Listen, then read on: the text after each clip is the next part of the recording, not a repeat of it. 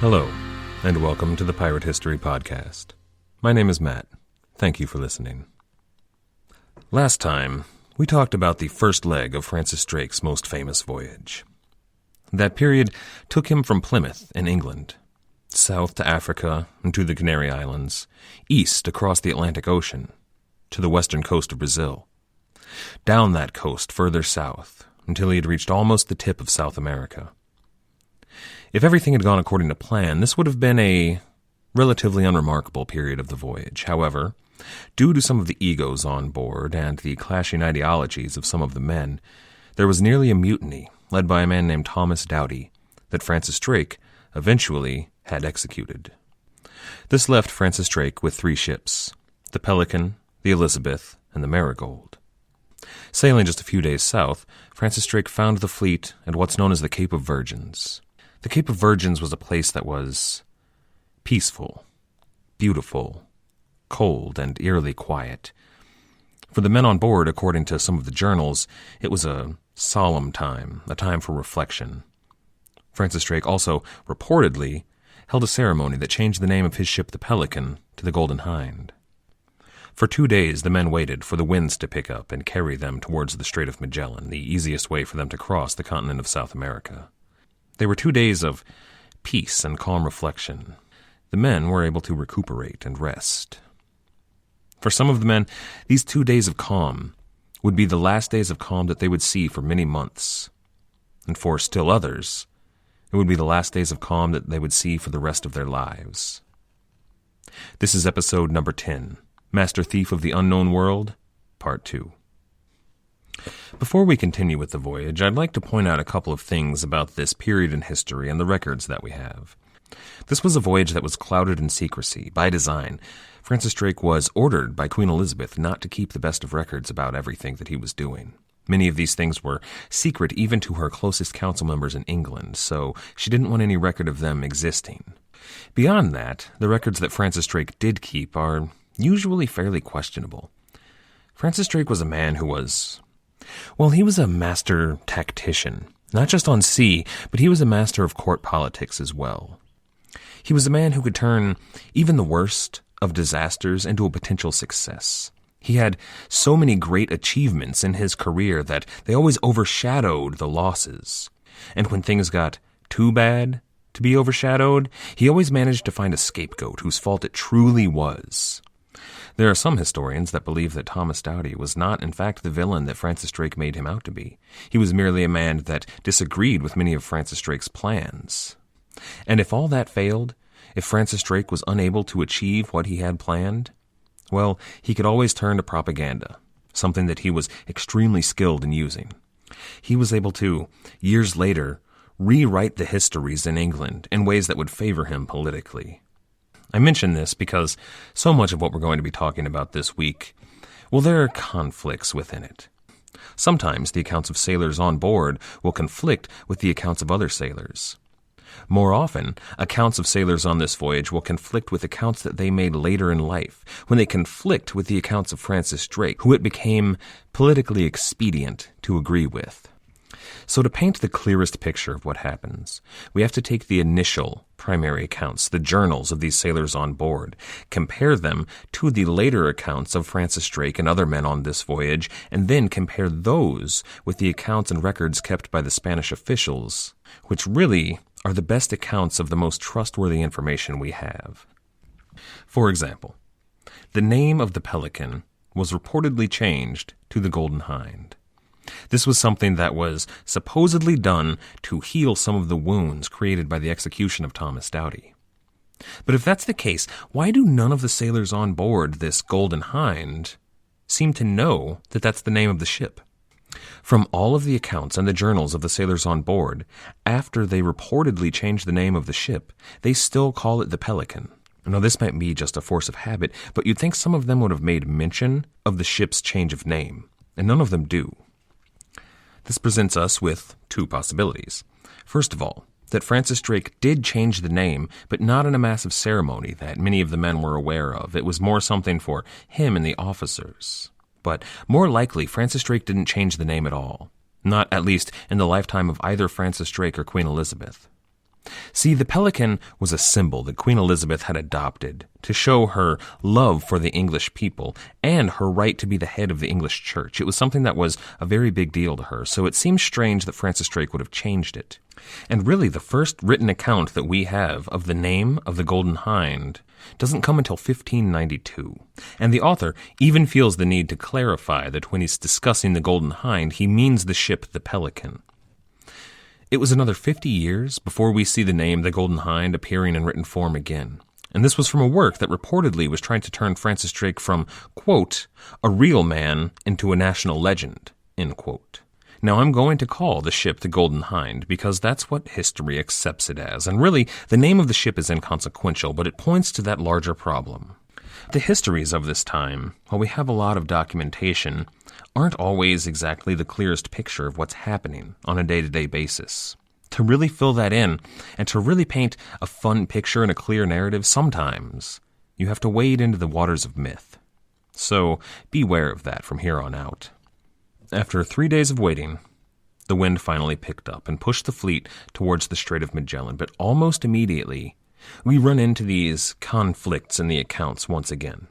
The Fletcher manuscript, one of the primary documents about this voyage, records this event, quote, within small time, continuing our way, we chanced with 3 islands a little distance from another, at 2 whereof we arrived and gave the names of all of them.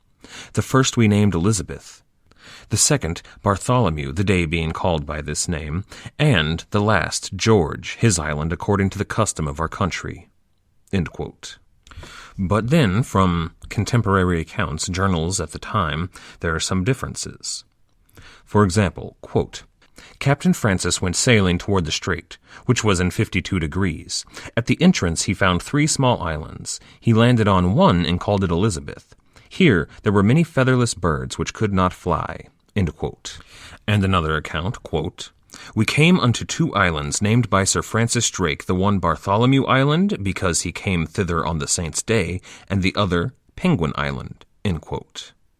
And another account by John Winter, quote, the 20th day of this month at night we entered the strait, in the midst of whereof we found the island, where we found a certain sea fowl with which the island is most abundantly stored. Here we killed so many as served 140 men 7 weeks.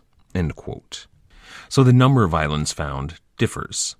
The names of the islands found differs. Sometimes the names of the island aren't discussed at all. The one thing that all of the accounts seem to agree upon is that penguin is delicious. You see, that was actually probably the most important thing to the men at the time, was that they found an island filled with delicious and easy-to-kill birds. It was only later, when it became a matter of politics, for them to say that they named the island after Elizabeth and St. George and St. Bartholomew to raise the patriotic fervor surrounding this voyage. You see, they had in front of them the Strait of Magellan. That's nearly 400 miles long. At times, it becomes dangerously narrow, and other times dangerously shallow. It's a maze of forks and dead ends that's nearly impossible to navigate without decent charts. At first, it's a fairly easy voyage, but then, at about 150 miles in, the current changes. The water begins to work against you. There are whirlpools and eddies that threaten to throw you off course. For most of this period, it's impossible to throw a gauge down to see how deep the water is because your rope will begin to fray. And then, you begin to lose sight of the horizon. On either side of you, mountains begin to tower above you, with snow-capped peaks, and frigid winds begin to blow between them. Drake encountered this. At about the 150-mile point, a storm arose, pushing the ship backwards, and they had to fight for the rest of the passage to get through. It was freezing and difficult, and the men got almost no rest. It took a full 14 days for Francis Drake to make it through the Strait of Magellan. It had taken Magellan himself, however, 37. Now you might ask yourself, why, if the Strait of Magellan is so dangerous, is it something that's used? It's located very far south, almost at the tip of South America, so why not just sail around? Well, the seas surrounding that southern cape of South America are nearly constantly assaulted by Arctic storms. The air is filled with fog and ice, and it's extremely difficult to find your way, which is exactly what Francis Drake and his ships encountered when they left the Strait of Magellan. No Englishman had ever been into the Pacific Ocean. They were working off charts that the Portuguese had. However, they had no Spanish charts, so no definitive information. The Portuguese charts first told them to head northwest, and that's what they did. It took them a full 2 days of seeing nothing but cold, icy blue sea before they decided to turn back and head toward the Strait of Magellan to try and find another way. That is when the fleet became hopelessly lost and turned around. At first, they accidentally re-entered the Strait of Magellan, which they didn't intend to do. And then, for weeks, they floundered in a constant rain and a fog. They had no sun to see by, and they even, for a period of time, witnessed a full solar eclipse. This must have seemed like something of a terrible omen. It appears that Drake even sailed very far south, so far south that he found the tip of South America and rounded it before realizing his mistake and turning back. This makes him the first European to do so. Somehow, miraculously, this tiny fleet managed to stay together through all of this. The 3 ships never got separated from one another. Until then, one night, the men on board the Pelican, or the Golden Hind, and the Elizabeth were awoken by what they recorded later as fearful cries. The 29 men aboard the Marigold were screaming for help. The men on board the other 2 ships, they stared into the darkness. They couldn't see the other ship, but they were facing where the horrific screams were coming from, until, suddenly, the night was silent again. When the sun rose the next morning, the Marigold was gone, nowhere to be seen. The 2 remaining ships, the Golden Hind, captained by Francis Drake, and the Elizabeth, captained by John Winter, decided to drop anchor and wait in a small bay. But Drake's ship, the Hind, due to the current and the tide, well, its anchor cable broke, and it lost its anchor and began to drift off into the ocean.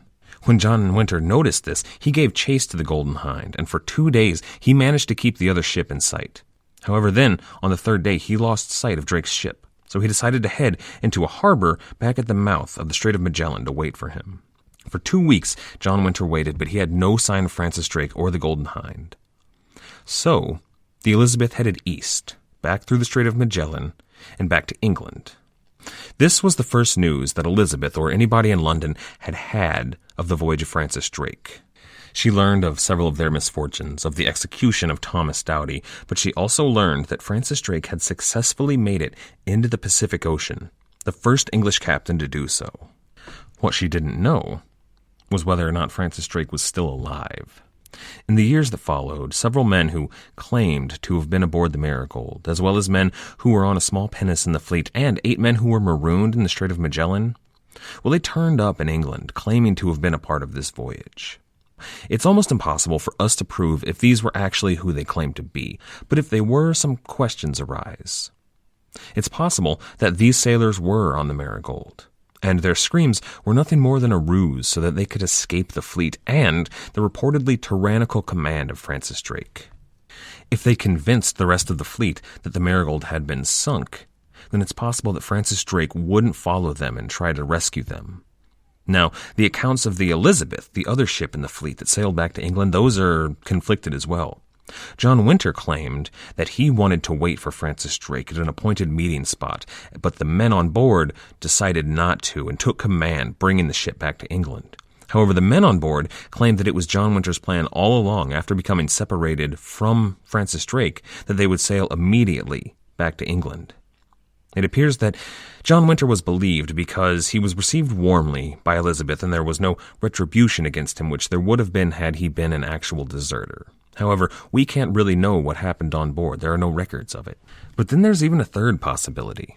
It's possible that Drake himself was actively trying to lose the rest of his fleet. You see, after becoming separated, John Winter waited in a harbor that he and Francis Drake had agreed upon as a meeting place should they become separated.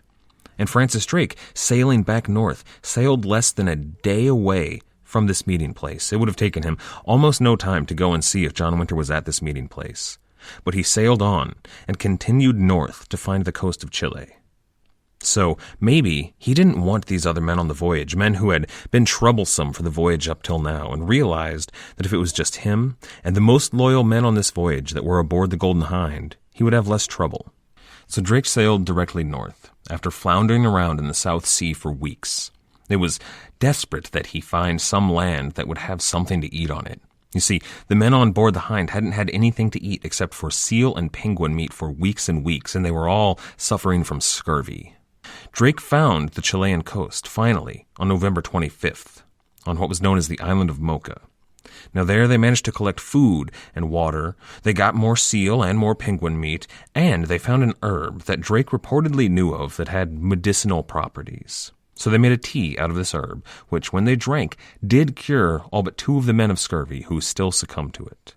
So finally, Francis Drake, along with his Portuguese pilot De Silva, and the most loyal men on this voyage, had made it to the western coast of South America. De Silva had heard of this island that they found themselves on. It was relatively well known. It was near a town called La Imperial, which was near one of the most productive gold mines in South America. Now, this was a region where the Spanish harvested slaves from all along the coast from the native tribes. However, this island the Spanish didn't touch. This island was called Tierra de Guerra, translated into English, the Island of War. These natives were extremely hostile to the Spanish, and they didn't see any difference between the white Spanish and the white English that had landed there. De Silva attempted to warn Drake, but it was already too late. The natives attacked, killing several of the Englishmen, including, unfortunately for those who had been injured, the ship's surgeon. So they had nobody on board who had any real medical knowledge, and Drake himself had been hit with 2 arrows, one in the hand and one just above his eye. As they got in the boats and tried to row away, some of the natives grabbed the oars and killed yet more Englishmen with the oars themselves before the English were able to escape. This taught a couple of important lessons to Francis Drake. First, he learned exactly how the natives in the region felt about the Spanish and Europeans in general, and realized that he was going to have to be very careful in his dealings with them. But he also learned where he was, and how close he was to some of the most productive gold and silver mines in all of the world. His men had just been through a battle, and he and his ship were in no way prepared to attack the harbor at La Imperial, where there was certain to be a lot of gold and silver, but they had no hope of taking it. So they retreated just a little further north to a very small harbor at a place called Quintero. It was a perfect pirate cove, the exact kind that you'd imagine from all of the stories. It was small, and it was secluded, difficult to see from the ocean, and only a few days away from ships that should be filled with Spanish treasure. So the English recuperated there for a little while and licked their wounds when they came across a native man in a canoe who was fishing. They spoke to this man, a man named Philippe, who spoke Spanish, so they were able to communicate with him. But Philippe didn't have any love for the Spanish, so Drake offered him a deal.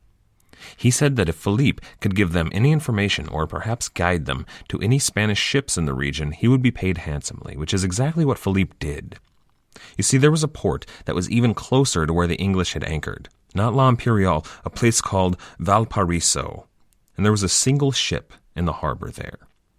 Not only was it unguarded, but it was on the Pacific coast of South America, a region that only Spanish ships sailed in. No sailors from England or France or Portugal ever sailed these waters before. So when the Golden Hind sailed into harbor, well, it must have been weather-beaten and covered in barnacles and looked just terrible. But this ship at Valparaiso had no reason to suspect that it was anything other than a friendly ship. When the English put a boat in the water and rowed it over to the other ship, the men on board this Spanish vessel beat their drums and opened up a cask of wine to welcome their brothers on board. But the very first Englishman who climbed aboard, he smiled. He drew his saber, he struck the ship's pilot with the hilt above his eye, and he screamed, "Abajo, perro!" Below, dog. The crew was locked below decks almost immediately.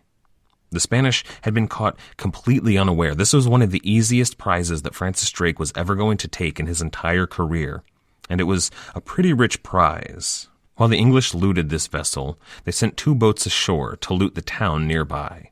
Now, there wasn't all that much there.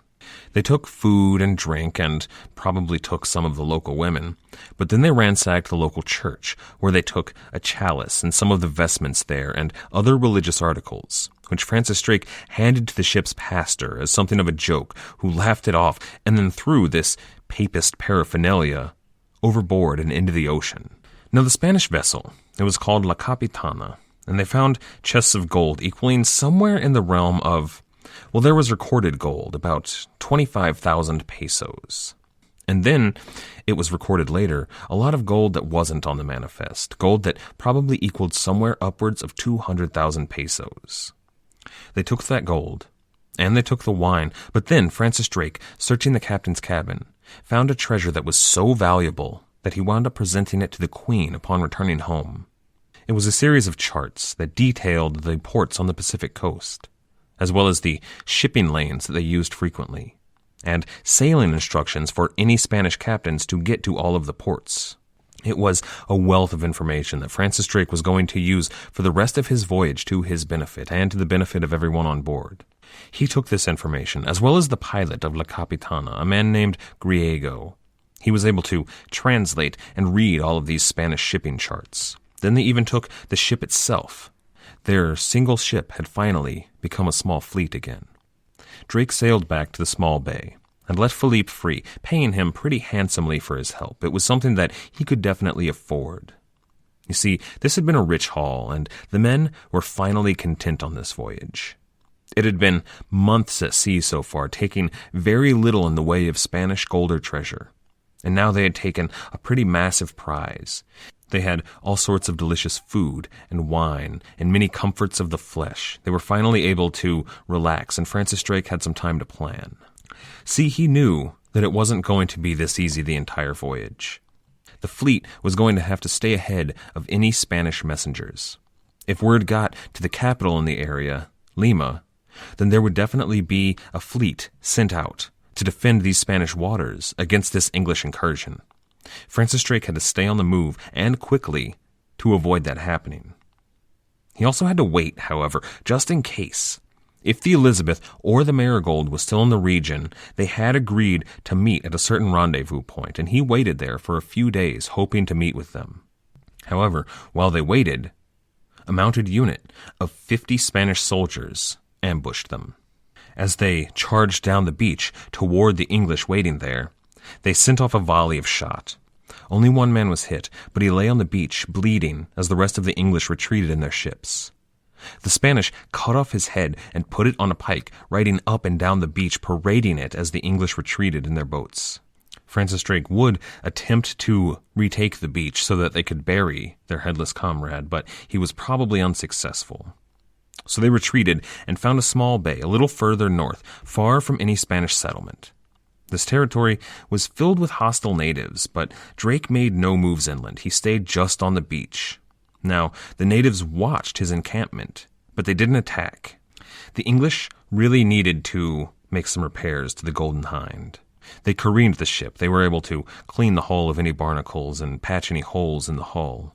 While they were doing this, they brought up all of the guns that were in the hold. There were a total of 18 on board, and they finally put them all in place. There were 7 on either side below decks, and up top there were 4 heavy bronze cannon. This was a ship that was armed to the teeth. It had many more guns on it than any of the Spanish ships in the region did. These waters had never seen anything like it before. They spent this time, as well, putting together a small pinnace that was on board the Hind, one of those small ships that could be used for going up and down rivers and traveling between ships. But while they were constructing this and making repairs to the Hind, there was a battle on land between another mounted Spanish cavalry unit and the natives who were standing guard on the English. The English could hear this battle taking place, and after it was over, the natives returned to their position to watch the English. So Francis Drake realized that this land was too dangerous for any Spanish messengers to get through. Nobody was going to reach Lima overland. And the man that he had taken captive, that Spanish pilot, Griego, he assured Francis Drake that there were no other Spanish ships besides his in the region. So Drake and the English realized that no word had reached the Spanish in Lima of their actions. Francis Drake was still free to go about his business. For a while, they found only a few small villages. They took some food and water, they probably desecrated the church, and usually they took a guide that would lead them to their next stop for water and food. And then at one point, Francis Drake saw a light on the shore as they were anchored at night. He sent a small boat to investigate it, and what the men found was a campfire smoldering, with a man sleeping next to it, and 7 llamas that were standing there heavily laden with chests. When they opened them, they found that these 7 chests contained bars and bars of silver. So the men loaded up their small boat and rowed back to the ship, the man who was sleeping never having woken up. I imagine it was something of a surprise when he did. The fleet continued north very quickly. Whenever they chanced upon a ship, they would seize it and take anything on board. They took a couple of small barks that had some silver on board, but mostly they were moving at breakneck speed. The men became aware that Francis Drake was racing towards Lima. He was trying to beat any word of their actions to the Spanish capital, where he thought he would be able to intercept the Spanish treasure fleet and once again steal all of King Philip's gold. But the men were growing restless. The coast was rich with villages and women and ships that probably had some treasure on them, and they really hadn't taken anything of any real note since they first entered the Pacific. So Francis Drake took that into account. They stopped at a port called Arica. It was a place famous for its gold and silver mines, even more well known than Imperial. In the harbor, they fell upon another bark, and once again, this bark had some silver, but it really wasn't much. Then, when a larger, more prosperous-looking ship sailed into harbor, the men's hopes were raised, so they took that ship as well. Unfortunately, on board they only found some linen and wine and a few other goods, which they took, but it really wasn't anything that they were happy with. And unfortunately, for such a small prize, well, they had some misfortune. Another ship that was in port at Arica that didn't seem like it had anything worthwhile on board unfurled its sails and headed out of the port, heading north, which was exactly the direction that Francis Drake did not want any ships going. So the men stopped ransacking the vessels and headed back to the Golden Hind.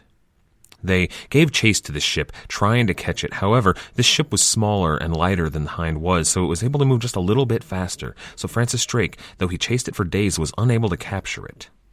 He thought it likely that he would be able to capture this ship at the next port they came to. When he arrived, he found hordes of Spanish citizens on the shore, jeering at them, pointing at the English and laughing, and screaming insults. Apparently, a mere 2 hours before, a ship full of gold bullion, truly a part of the Spanish treasure fleet, had left this harbor, hearing news that the English were coming. It was clear to Drake that news of his exploits was outpacing him, so he had to think fast. He told the men that instead of taking any ship that they found and seeing what was on board, they would have to start looking for information and choosing their targets much more carefully. Now, one of the next few ships they took did have some information. It had a captain that knew a lot about ships in the region and what they were carrying, and they found out that there were 2 ships worth taking. Now, one was in a port nearby, readying to leave to head to Panama. The other ship had already left port and was on its way to Panama, so Drake had a decision to make. Would it be the smarter move to just head to that port and take whatever was on that ship, or to hurry past it and catch the ship that was already on its way, fully laden with all the silver and gold they could carry? Francis Drake decided to play it safe and head to port to take that ship that was waiting to debark. When they took the ship, again, very easily, there was almost nothing on board of note. There were a couple of chests of silver, some silk and linen, which was a decent haul, but not what Francis Drake needed, and not what the men were expecting.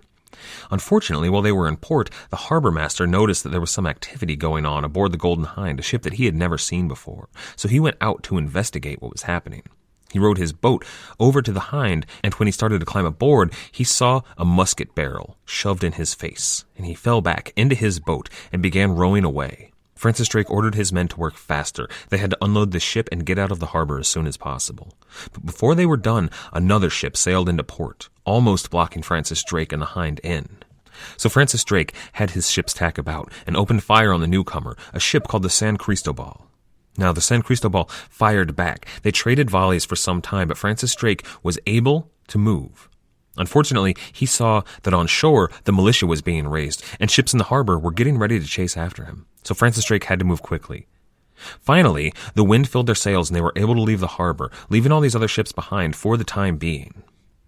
Now, Drake had 2 priorities. First was escape these ships and the militia that were going to be tailing them, but second was to catch that other ship, the ship that had already left port that was going to be filled with all sorts of riches and treasure.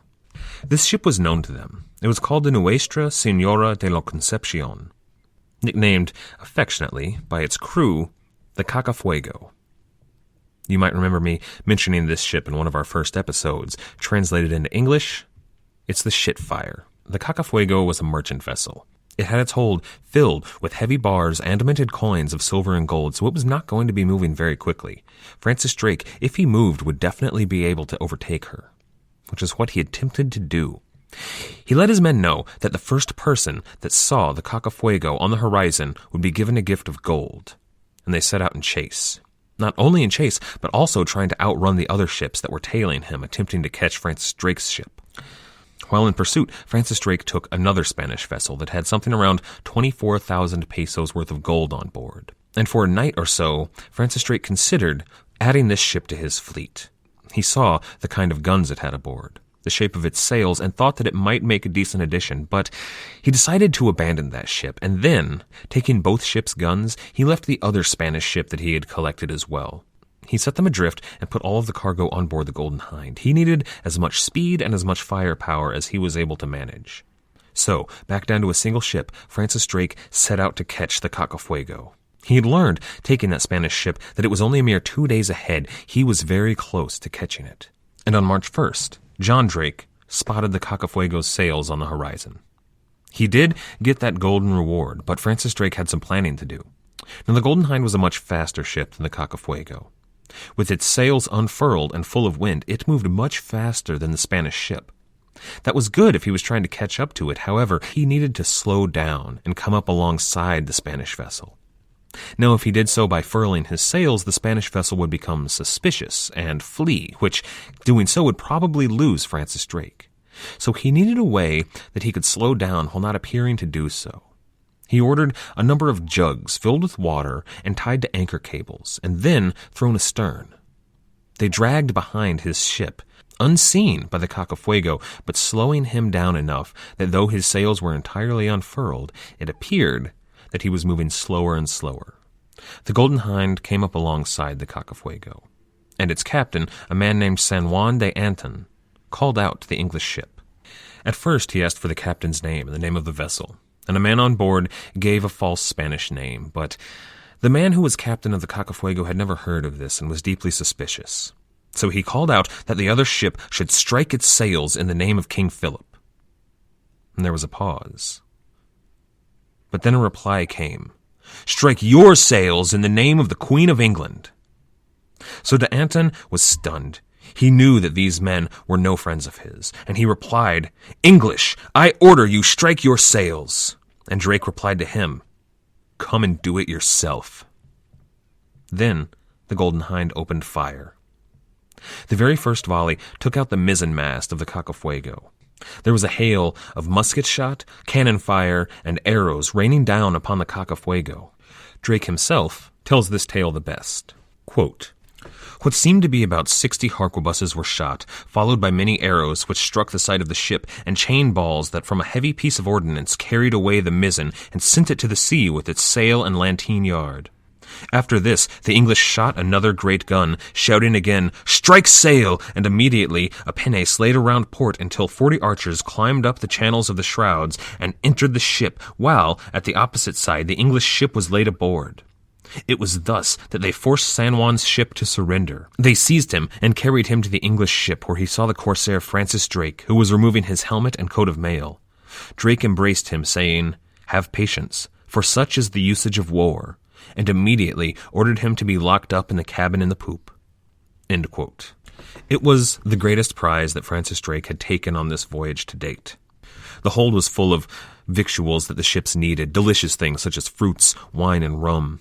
They also found, quote, "a certain quantity of jewels and precious stones, 13 chests of reels of plate, 80 pounds weight in gold, 26 tons of uncoined silver, 2 very fair gilt silver drinking bowls, and the like trifles, valued in all about 360,000 pesos.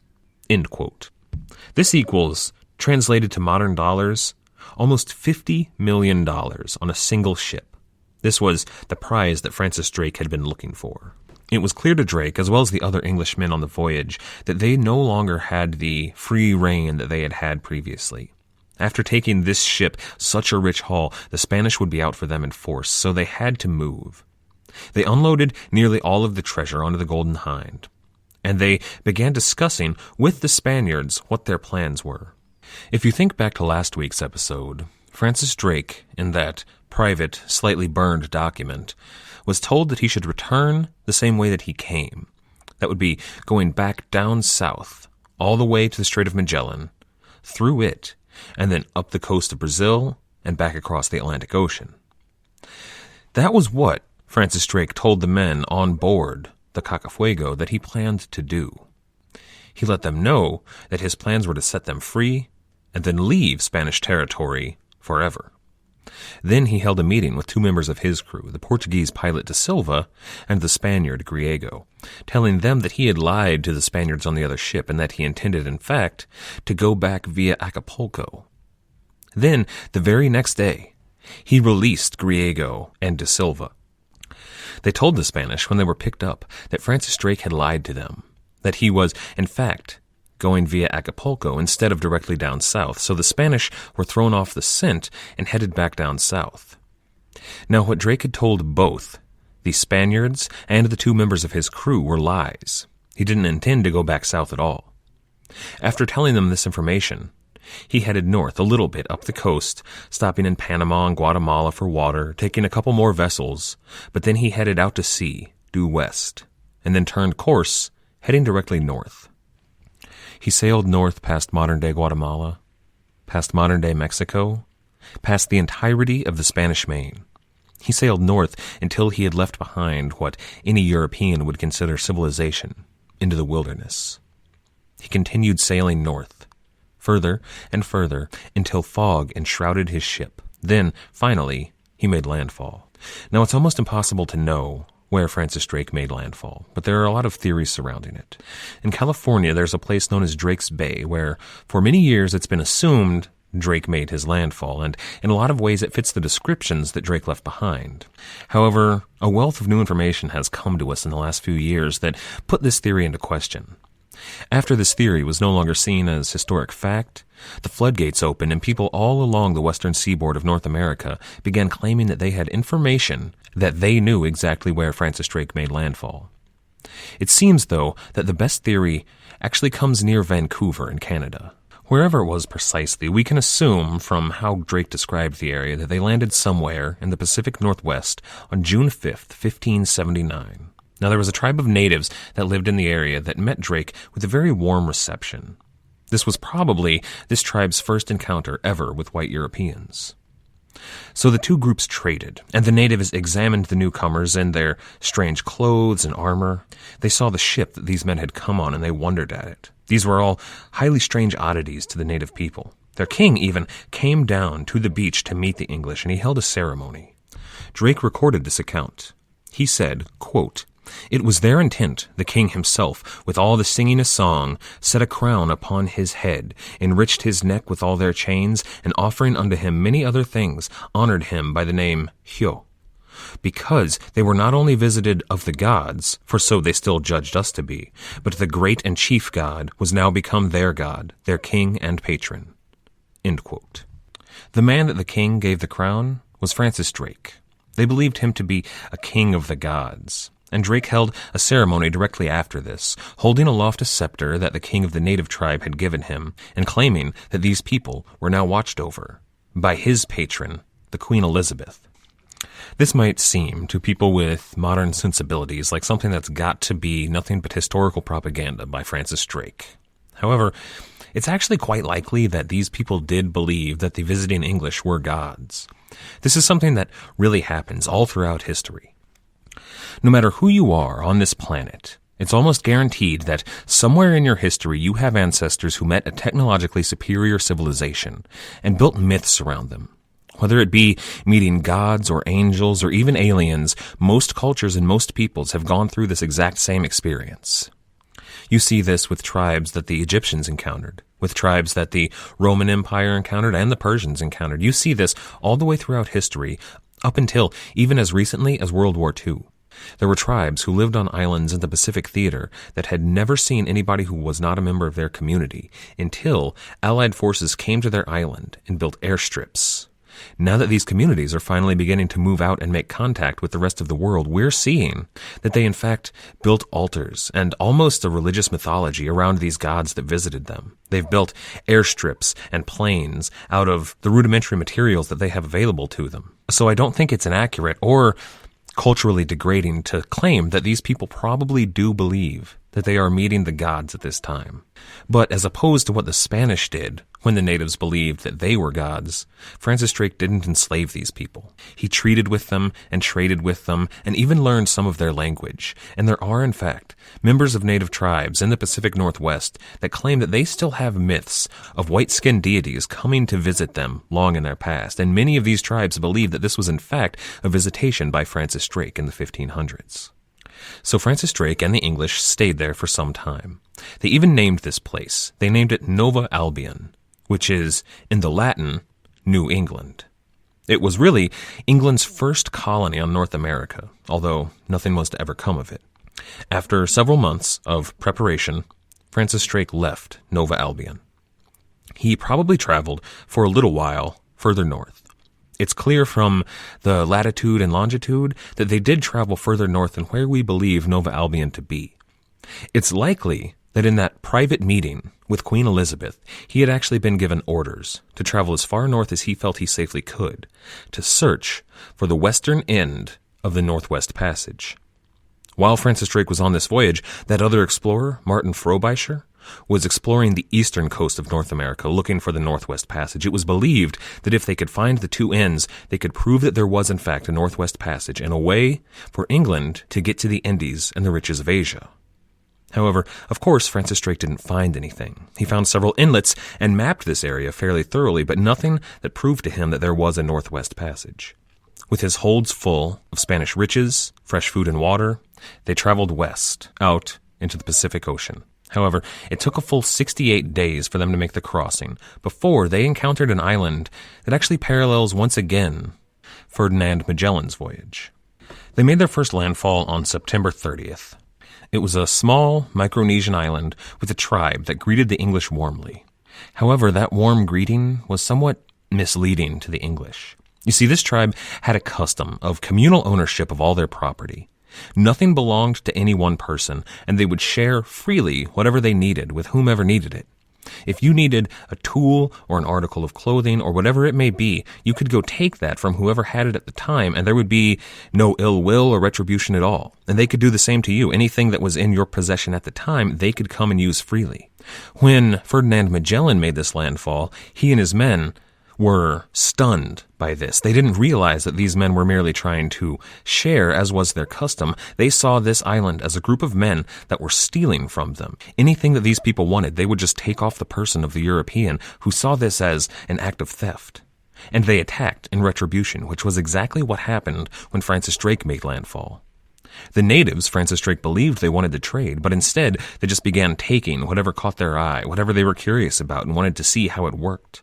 And of course, one of the Englishmen shot some of the natives, and the natives attacked in kind.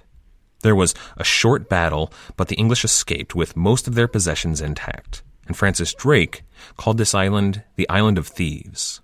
This was, in fact, the same island where Ferdinand Magellan was killed.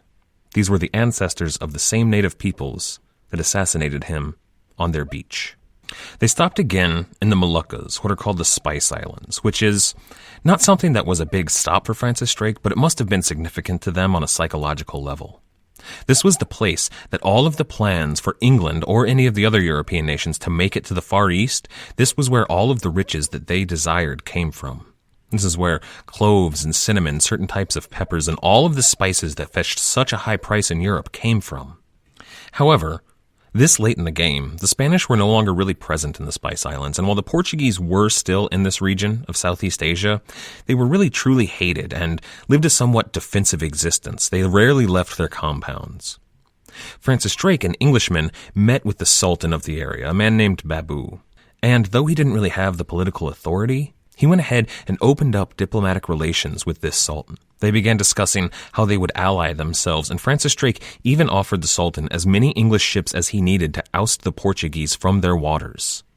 The Sultan, after receiving several gifts, gave Francis Drake and his men 6 tons of cloves, one of the most valued spices in all of the world. On top of all of the riches, the silver and gold, he had some of the most valuable cargo to date now in his hold. So Francis Drake headed further west, through the Indian Ocean. The rest of the voyage, well, aside from coming upon a reef that was very shallow and running aground which nearly ended the voyage in its tracks, there was really very little else of note. In fact, there's very little else recorded. Aside from when they finally rounded the Cape of Good Hope in Africa, there's almost nothing, despite the fact that there were many feats of navigation and seamanship that this crew could have recorded, they failed to. It seems that they must have been truly eager to get home. It wasn't until September 26th, 1580, when the record of a fisherman who was fishing the English Channel remembers that a worn and weather-beaten ship, heavily lilting, made its way into Plymouth Sound. The fisherman remembers a stocky, heavily bearded man with curly red hair leaning over the ship and asking him, "Is Elizabeth still queen?" The fisherman replied to him, "Aye, and in fine health, too." The fisherman records that he saw that as something as a strange question for a stranger to ask him, who was on an English ship, speaking English and flying the flag of St. George. Of course Elizabeth was still queen. But Francis Drake and his men had been away from home for almost 3 entire years. Drake was to find that that question was not ill-advised. The 3 years that he had been away had proved difficult for both the country of England and its queen, Elizabeth. In many ways, they were some of the most challenging that she ever faced. Now, Francis Drake was soon to meet with her, and in that meeting, he would discover that while Elizabeth was still queen, she and the nation desperately needed the help of Sir Francis Drake. And with that, the return of Francis Drake, I think that's a good place to leave off for this week. This voyage changed things in Europe. While Francis Drake's other expeditions to the Caribbean had worsened tensions between England and Spain, this really showed the Spanish and the rest of the world what the English were capable of in a naval sense. And it changed the dynamic between all of the nations of Europe. Next week, we're going to look into what was happening in Europe during the first few voyages of Francis Drake, as well as on this very long circumnavigation of the globe. We're going to look at a lot of the political factors and some of the religious ones that are turning the burner up in Europe to a boiling point. Things are getting ready to explode, and we're going to look at the factors that are going to lead to the greatest of Francis Drake and Queen Elizabeth's achievements. If you're enjoying the show, why not check out our website at piratehistorypodcast.com. Over there, you can find some supplemental information, such as maps and works of art relating to our topics. We also have, on every episode, a list of the sources used. If you're interested in learning more about any of the topics that we cover, those source lists also have links that go to the abebooks.com page for that book, where you can pick up a copy of anything you'd like to read more about. If you do use that service, Abe Books is kind enough to throw me a couple of bucks. We also have an Abe Books search bar at the website. If you'd like to support the show, there are several ways you can do so at the website. There's a PayPal donate button, as well as a link to our Patreon page. That's going to patreon.com/piratehistorypodcast. There's also an Abe Books and Amazon search bar, so if you need to search for anything on either Abe Books or Amazon.com, if you do so through the website, they're kind enough to throw me a couple of bucks. In addition to any of that, you can also leave a review on either iTunes, Stitcher, or Podbean, all of which we have links for at the website. Doing this really helps get the podcast noticed, and we really appreciate it. Once again, and most importantly, thank you for listening. Thank you for listening.